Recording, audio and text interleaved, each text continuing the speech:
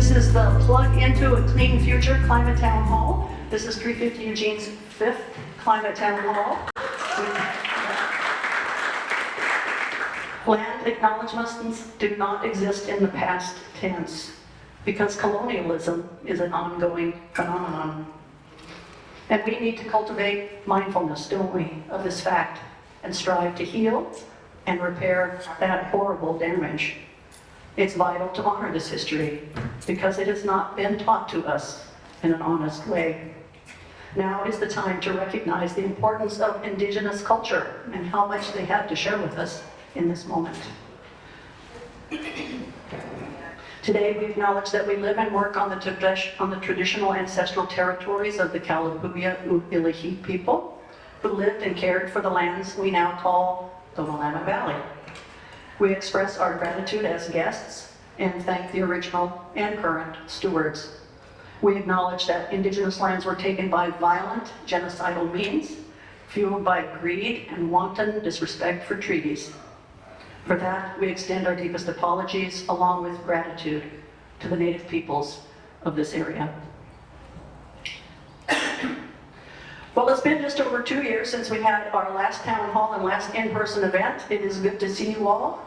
There is no possible way to describe the tumultuous 2 years that have passed, and the changes that have occurred from Black Lives Matter, and COVID, drought, and wildfires, and now Ukraine. This moment that we inhabit together is at once full of dread and promise. Communities like ours, with strong leaders and good grassroots groups, are rising and actively and strategically confronting the climate crisis. Our work is to engage with inspiration and education, and to bring about the transformational change that we must have take place if we are to have a stable climate future. What we need to do is to stand together, because we're stronger that way. That's how we build our power, and that's how we demand the action that we need.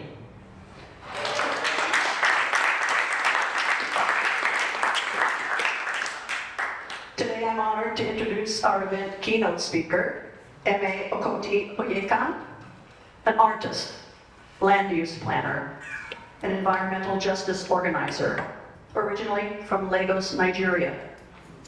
Her work rests at the intersection of environmental science, planning policy, and storytelling to advance the excluded communities in environmental narratives and protect the frontline communities and broaden their representation.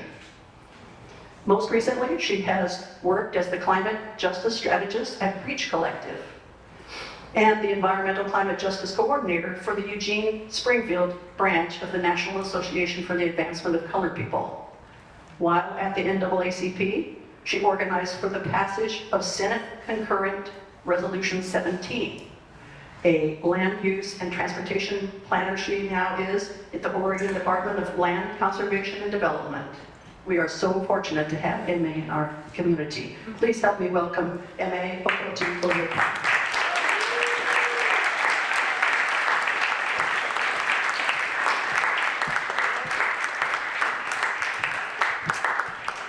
Good afternoon, everyone. Thank you. Thank you so much for showing up today. It's a really beautiful day, and I even wish this was being held outside.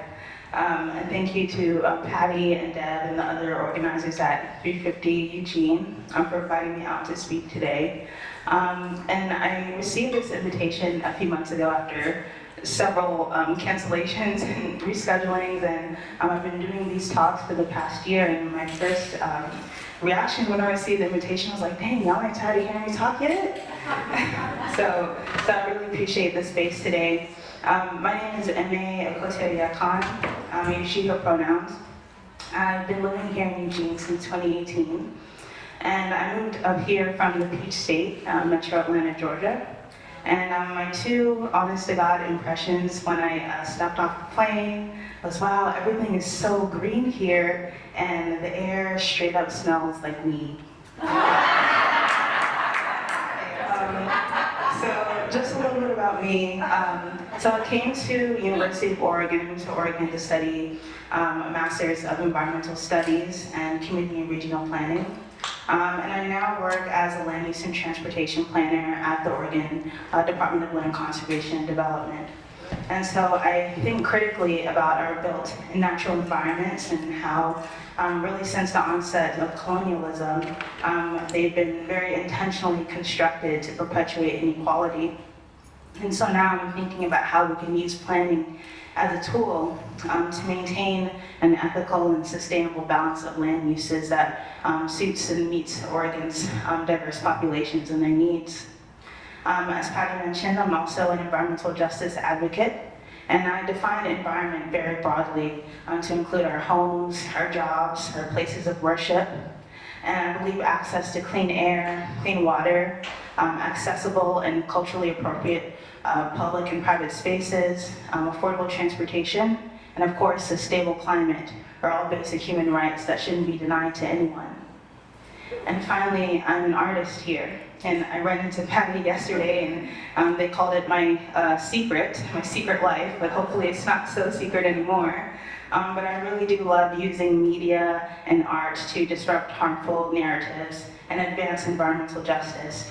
And if you didn't catch it yesterday, over in Cottage Grove, the Opal Center for Arts and Education held their annual Trash and Show, where designers get to create pieces out of trash. And I had the honor of modeling a piece by Mitra Gruel. She is an owner of Discard Upcycling, and the piece was made out of discarded tablecloths and food wrappers to bring awareness to food waste. So that was an interesting experience, and I hope you get to catch it next year. So I'm very fortunate to be able to bring all these different pieces and slices of me forward in my organizing with various groups like 350 Eugene, with the Fossil Free Eugene Coalition, Beyond Toxics, the National Association for the Advancement of Colored People, Springfield Eugene Tenants Association. And we're really doing the work to form intersectional coalitions that are fighting for a just transition off of fossil fuels in Eugene and the broader Linn County. And just the same, I hope you all are able to find safe spaces where you can bring all the parts of you forward in your work. So when I say a just transition, we're talking about a shift from an extractive economy to a living and regenerative circular economy in a way that uproots the colonialist worldviews that were responsible for creating the climate crisis in the first place.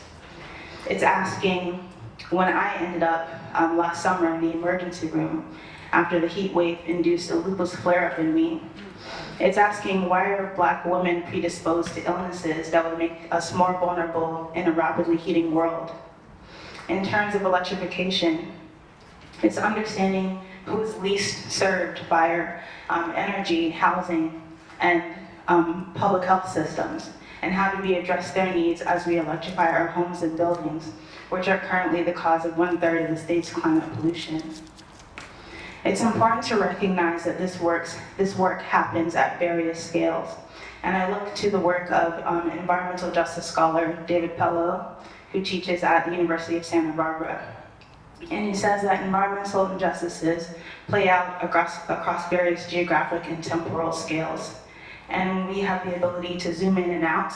We're able to understand better how these injustices play out, and in the same way, be able to identify the different leverage points for which we can act.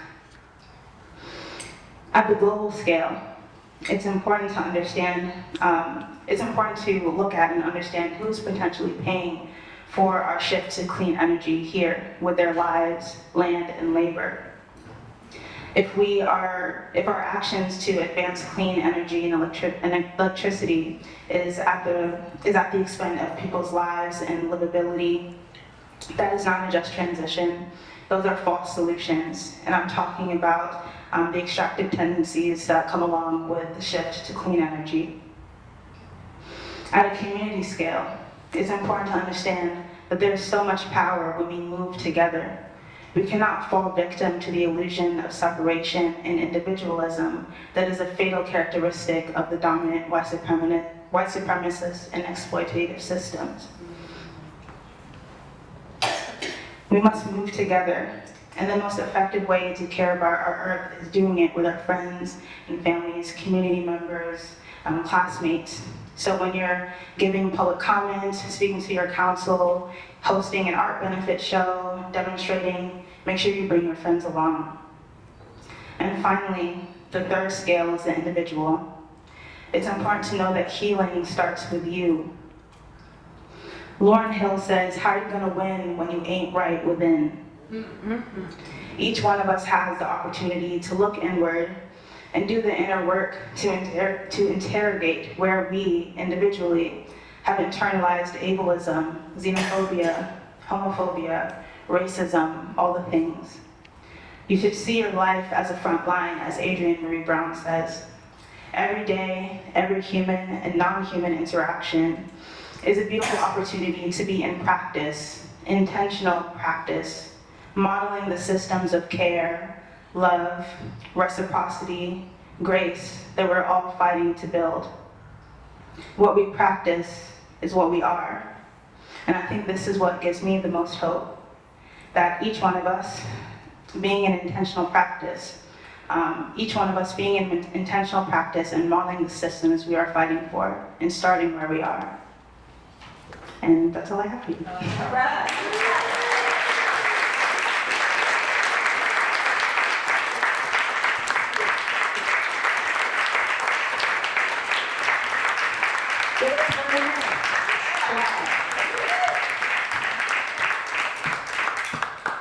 Any speech I've ever heard her give, it's always very intellectually grounded and in just rooted love and basic goodness.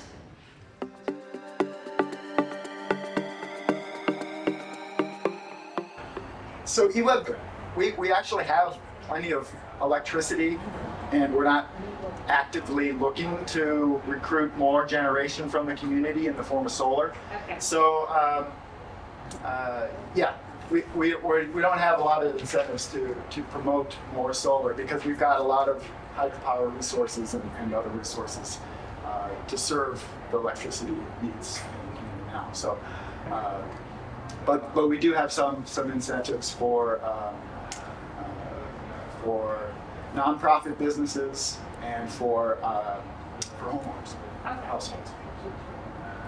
But there's not an endless supply of hydroelectric power. It's getting all used right now. So if our demand goes up because everybody's electrifying, the percentage of your power is going to be less from hydroelectric, right? Because you can't just, did you say we need more hydroelectric power and you get it? No, you're right. There's only so much There's only so much. that the region can So when share. people start electrifying, let's say I put solar panels on my roof, what's the chance it ends up being like in some of these other states where then they want to charge me $125 a month to backfeed my electricity through my net meter because, of course, I'd be using the grid like you do and pay for it. And that seems like an exorbitant amount of money to charge people that are generating a little bit of solar power. But if somebody were to do that, what do you guys see in your future about charging residential customers or not if they have solar panels on their roof? Yeah, so that's not something that's in the forecasted future that we would change the policy for solar customers. Yeah. And yeah, right now the policy is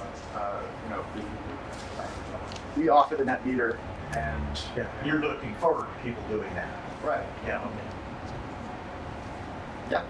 So I'm Tony Carlson, I'm an E-Web commissioner, and so lots of the questions that you're asking are things that we're grappling with right now. We're actually going through an integrated resource planning process to see how the demand is going to meet the needs and where the energy is going to come from. And so it's been a long time coming, but that is what we're looking at right now because we do want to make sure that we have enough resources to meet the demand, and we know that we have to get off of fossil fuels. That just has to happen. At the same time, we have climate change that's drying out our rivers and such of that nature. So they're very big issues. There are things that we're grappling with. We are looking at how we plan for this because we know we have to.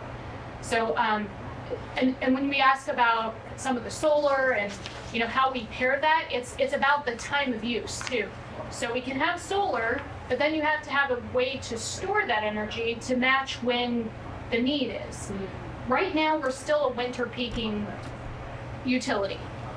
So when we have the greatest demand, and when we're actually going out in the market and we don't have enough supply, it's in the winter time. So when he's talking about going after efficiency in the homes in the area, that still actually gives us a big amount of energy there, because our homes are very inefficient.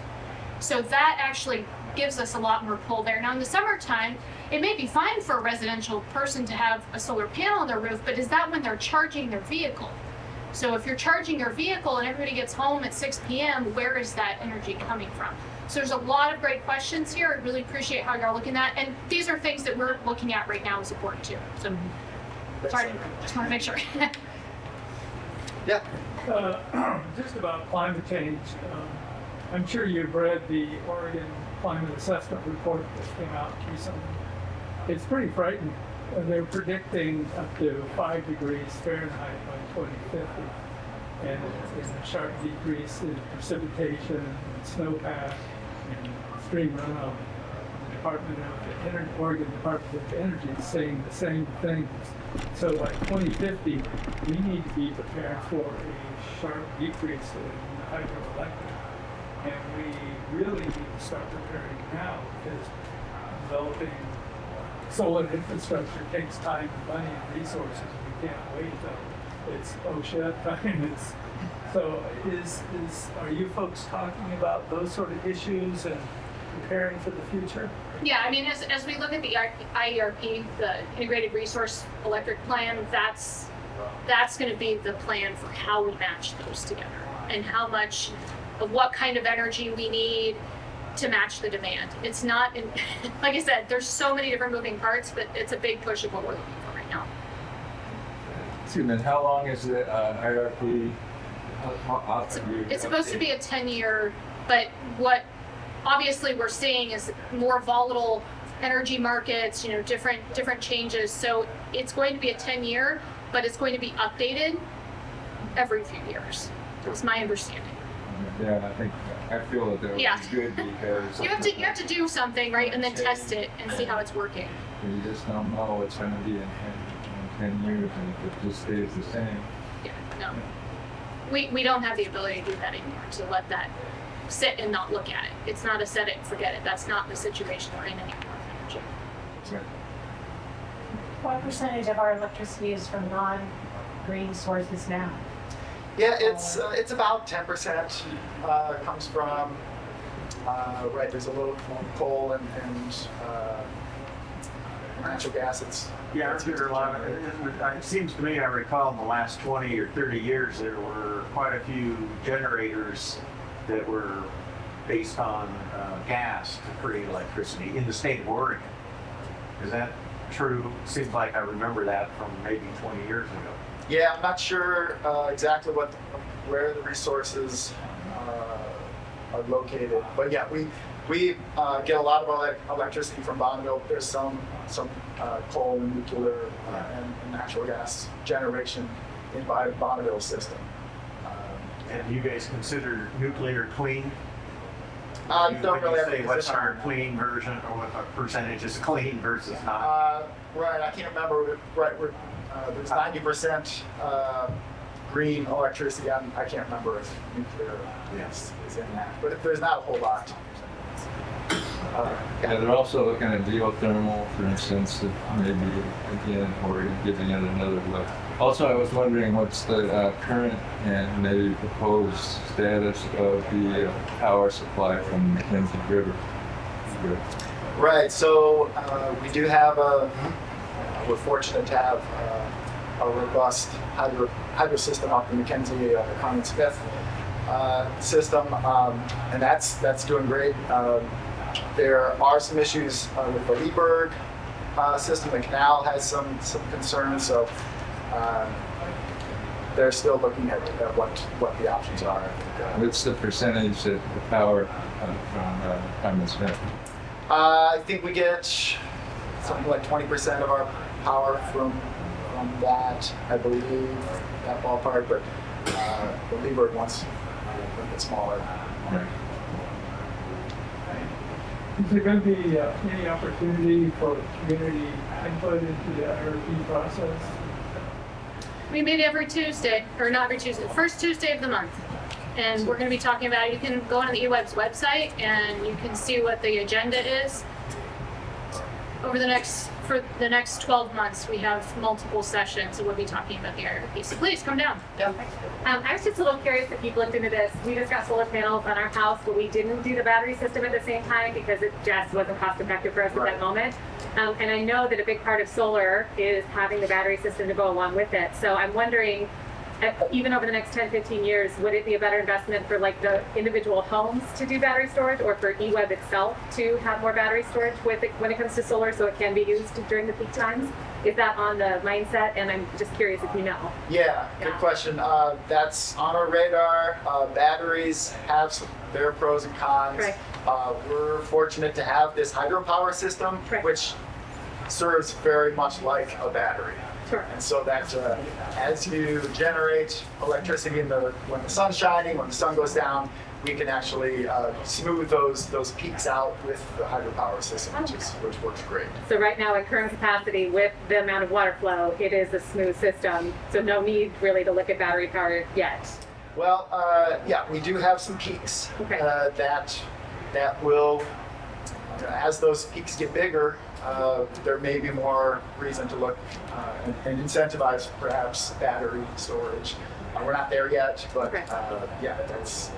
Again, some of the challenges with winter peaking, so when we have to go and buy out on the market to meet the demand, it's usually in the middle of a cold snap. We have snow on the ground, so I'm not sure that the solar panels are actually going to be working at that point. So that's part of the challenge for us. I mean, we're all very committed to doing work around climate change and making sure, but part of what we've done around doing the plug-in and the electrify and supporting that to switch to electric vehicles is to take up some of this energy that we have because it's available when you demand it. And so looking at solar, it's not necessarily right now how people are using it. So we have to match the supply with the demand. Now, again, as we're looking at this IRP system, it's looking at how will that demand change over time? Because if the climate changes here and we look more like California, they have summer peaking and we're starting to see more summer peaking. So as we look out over the horizon, it's making sense to change some of that over time. But we have to get the data and the information back and have staff go through modeling to give us the best information. Because we don't want to make bad decisions for the community. We want to make really clearly informed decisions that can help. And I wanted to one other thing with the rental market. So you're saying that we've had these incentives around for years and years. We have.